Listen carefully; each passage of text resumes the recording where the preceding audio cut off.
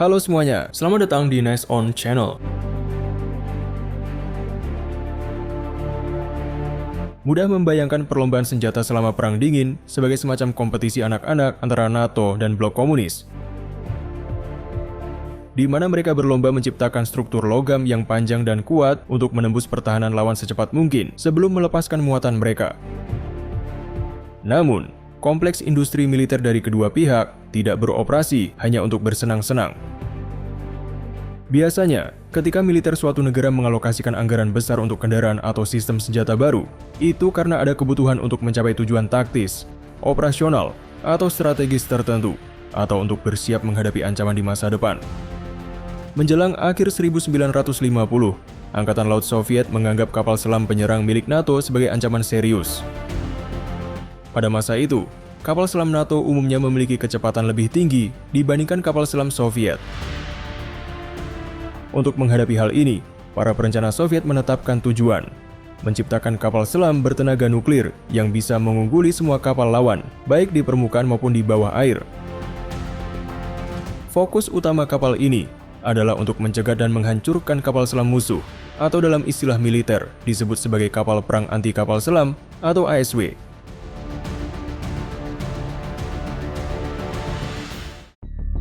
Cikal bakal dari pengembangan konsep dan kelas baru kapal selam Soviet ini adalah proyek 705 Lira, atau yang dikenal juga sebagai kelas Alpha, kapal selam tercepat yang pernah dibangun.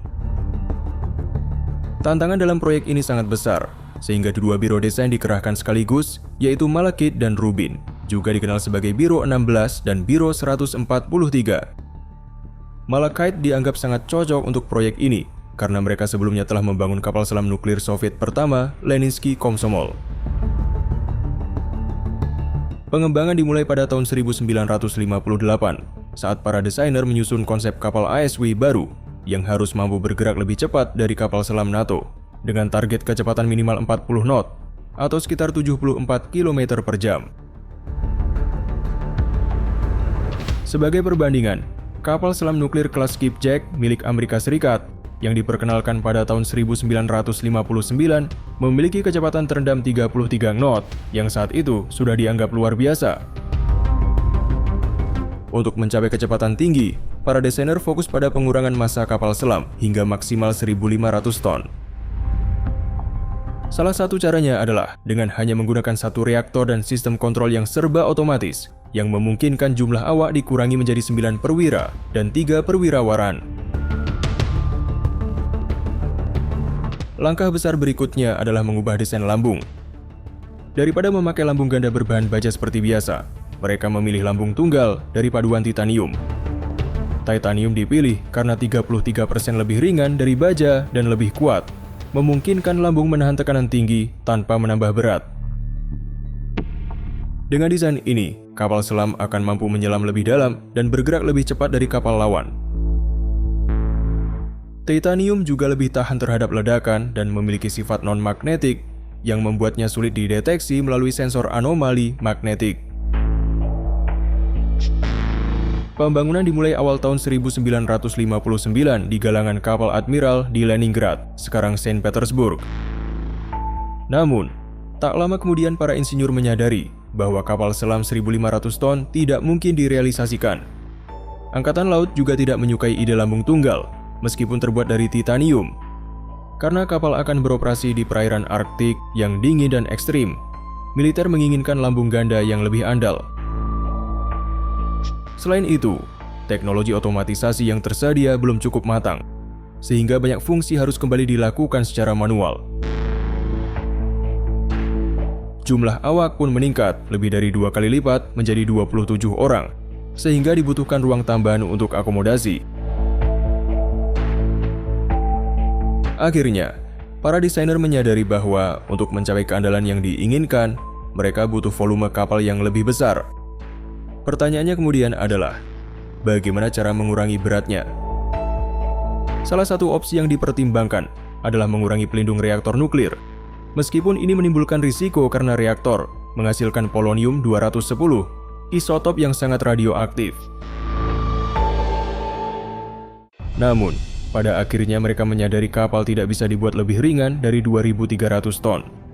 Meskipun target awal tidak tercapai, angka ini masih dianggap cukup baik, meski tetap menjadi tantangan besar. Para insinyur pun melakukan berbagai inovasi untuk mengurangi bobot reaktor dan sistem pendinginnya. Semua ini dilakukan secara rahasia selama proses pembangunan prototipe pertama, Proyek 705. Namun, pada tahun 1969, warga Leningrad yang berjalan di tepi sungai Neva bisa melihat kapal selam yang ramping, modern, dan relatif kecil itu. Citra serupa juga tertangkap dari orbit bumi ketika salah satu satelit milik CIA mengarahkan kameranya ke galangan kapal di Leningrad. Foto-foto tersebut sampai di meja Herb Lord, seorang analis intelijen US Navy yang berpengalaman. Lord menduga bahwa Uni Soviet sedang membangun kelas kapal selam nuklir yang benar-benar baru. Melihat ukurannya, ia meyakini kapal itu lebih cepat daripada semua kapal selam yang dimiliki Amerika dan NATO saat itu.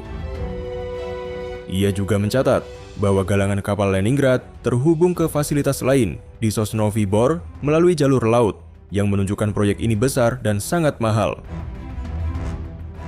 Foto-foto berikutnya memperkuat kekhawatiran Lord karena memperlihatkan bagian lambung yang sangat reflektif. Ia merasa heran karena pantulan cahaya dari lambung kapal sangat terang, sesuatu yang tidak umum pada baja. Ia menduga bahwa bahan lambung mungkin titanium. Namun rekan-rekan analisnya menertawakan dugaan itu karena mereka yakin Soviet tidak memiliki kemampuan untuk mengelas titanium dan mereka percaya logam tersebut akan rusak saat terkena air laut. Meski begitu, beberapa analis CIA lainnya serta agen dari intelijen pertahanan setuju dengan Lord. Mereka telah menduga bahwa Soviet telah meneliti penggunaan titanium dalam industri kapal selama setidaknya 1 dekade. Lord kemudian bekerja sama dengan agen CIA bernama Gerhard Tamm. Tamm berhasil mengumpulkan banyak laporan intelijen yang mengonfirmasi bahwa Angkatan Laut Soviet serius mempertimbangkan titanium. Mereka juga mengetahui bahwa kapal selam baru ini akan dioperasikan oleh awak yang sangat kecil. Ini adalah petunjuk lain bahwa Soviet mengutamakan kecepatan dalam desain kapal tersebut. Seluruh analisis ini terbukti benar pada April 1969. Saat itu, galangan kapal di Leningrad meluncurkan kapal pertama dari kelas kapal selam nuklir baru Soviet yang disebut sebagai kelas Lira atau Proyek 705. Meski ada 2 varian, yaitu 705 dan 705K, NATO menyebutnya secara umum sebagai kelas Alpha. Uni Soviet membangun total 4 kapal selam 705 dan 3 kapal selam 705K. Karena keduanya memiliki spesifikasi yang sangat mirip, fokus akan diberikan pada varian 705 tanpa K. Kapal selam ini memiliki panjang 84,1 meter, lebar 10 meter, dan tinggi 7,6 meter. Beratnya 2.300 ton saat mengapung dan 3.180 ton saat menyelam. Sebagai perbandingan, berat itu kira-kira setara dengan 30 paus biru. Jika A705 dan paus biru bersaing dalam hal kedalaman menyelam, paus biru akan menang dengan rata-rata 460 meter. Sementara kapal selam 705 hanya mampu mencapai kedalaman 420 meter. Namun dalam hal kecepatan, kapal selam jauh lebih unggul. Paus biru hanya mampu berenang hingga 17,3 knot, sedangkan A705 bisa melaju dengan kecepatan 41 knot. Mungkin terdengar aneh membandingkan kapal selam nuklir dengan paus, tapi akan ada alasan jelas untuk itu nanti. Kecepatan kapal selam ini dimungkinkan oleh reaktor nuklirnya. Proyek 705 menggunakan reaktor OK550, sedangkan varian 705K memakai BM4A. Keduanya menghasilkan daya sebesar 155 MW atau sekitar 40.000 tenaga kuda. Kapal ini diawaki oleh kru kecil, hanya 32 orang. Ruang kendali dilengkapi teknologi canggih, termasuk sistem sonar KCH untuk mendeteksi target dan sonar Zugat-S untuk menghindari ranjau. Kapal dikendalikan dengan 2 tuas utama oleh kapten, didampingi seorang insinyur yang bertugas mengelola sistem pompa dan udara. Insinyur tersebut juga memantau bagian kapal yang tidak berawak menggunakan sistem televisi sirkuit tertutup. Kapal selam kelas 705 juga menjadi yang pertama di Soviet yang dilengkapi sistem kontrol komputer bernama Accord. Sistem ini mengintegrasikan data dari sonar dengan senjata di kapal. Di antaranya adalah torpedo VA-11 Shikva, rudal anti kapal selam 81R, anti torpedo MG-84, dan torpedo ranjau PMT-1. Sistem Accord dapat secara otomatis mengidentifikasi dan menyerang hingga 3 target secara bersamaan dan berurutan dengan cepat. Kapal selam kelas Lyra menawarkan berbagai keunggulan dibanding ke kapal selam sebelumnya dan pesaing NATO. Salah satu aspek utamanya adalah keselamatan awak. Sebagian besar dari 32 kru berada di kompartemen tengah. Senjata ditempatkan di bagian depan, dan reaktor nuklir di bagian belakang. Selama operasi, ketiga bagian ini dapat dipisahkan satu sama lain. Jika terjadi kerusakan pada salah satu bagian, sistem ini meningkatkan peluang keselamatan kru. Jika kerusakan sangat parah, para kru bisa memasuki bola penyelamat yang dapat dilepaskan dan mengapung ke permukaan. Kecepatan tetap menjadi daya tarik utama kapal kelas Lyra. NATO bahkan menyebut kapal ini sebagai yang tercepat di dunia, meski gelar sebenarnya dimiliki prototipe K222 yang tidak diproduksi massal. Keunggulan kecepatan berasal dari lambung titanium dan reaktor nuklir dengan pendingin logam cair. Kombinasi ini juga memberi keuntungan dalam hal kedalaman selam. Kapal selam 705 bisa menyelam lebih dalam dari kapal NATO dan beroperasi di luar jangkauan senjata musuh. Dalam situasi pertempuran, kapal ini memiliki daya apung cadangan sekitar 30%. Sebagai perbandingan, kapal NATO rata-rata hanya memiliki cadangan 11%. Daya apung ini penting untuk bertahan dari kerusakan dan membuat kapal bisa bermanuver cepat untuk menghindari serangan. Namun, kapal selam 705 bukanlah senjata laut yang sempurna. Ia memiliki beberapa kelemahan yang signifikan. Salah satu masalah utamanya adalah kebisingan. Kapal ini sangat bising, sehingga mudah terdeteksi oleh sonar musuh bahkan dari jarak jauh. Sumber kebisingan ini sebagian besar berasal dari sistem reaktor nuklir dan pendinginnya. Makalah tahun 2002 oleh Non-Proliferation Review menjelaskan bahwa reaktor kapal ini harus selalu dijaga pada suhu di atas 123 derajat Celcius. Ini penting agar cairan pendingin logam, yaitu campuran timbal bismut, tidak membeku. Jika cairan ini membeku, maka bahan bakar nuklir di dalam reaktor juga akan membeku. Dan jika itu terjadi, sangat sulit bahkan hampir mustahil untuk menyalakan kembali reaktor. Artinya, jika kapal selam ini dibiarkan mati terlalu lama, reaktornya akan sepenuhnya tidak berfungsi. Untuk mengatasi risiko ini, Angkatan Laut Soviet membangun fasilitas khusus di pangkalan kapal selam Zapadna Liv yang menghadap ke Laut Barents.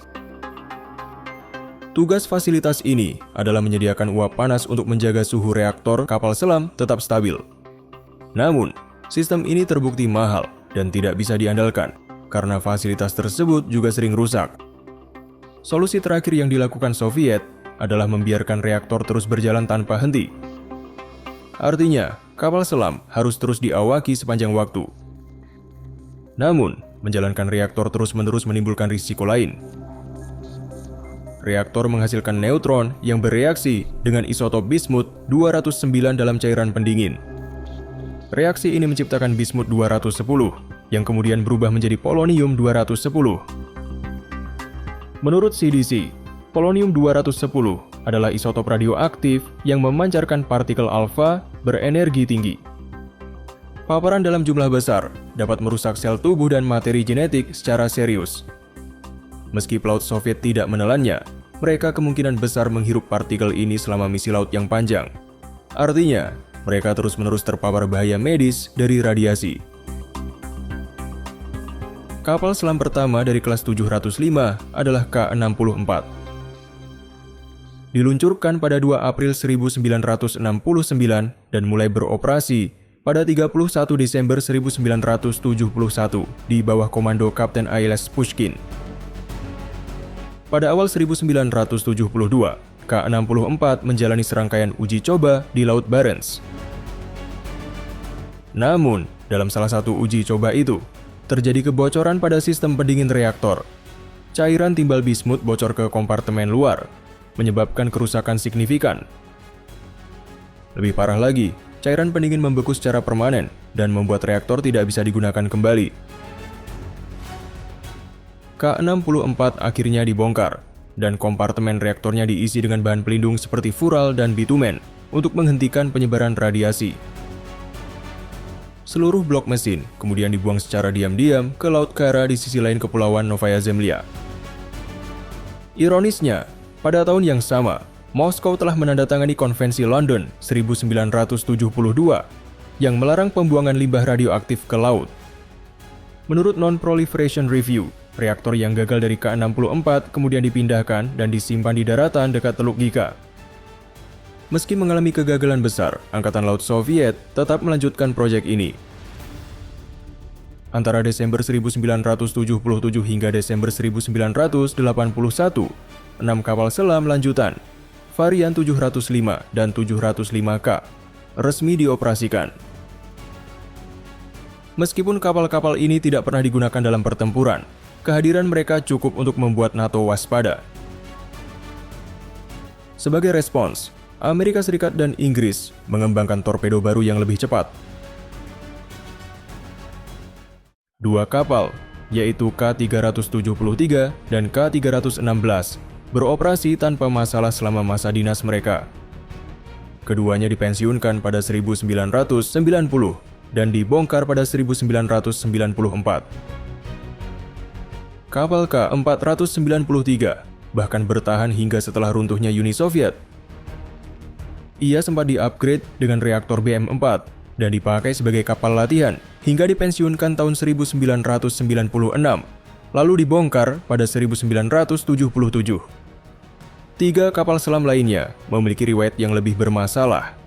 K-123 diluncurkan pada 26 Desember 1977.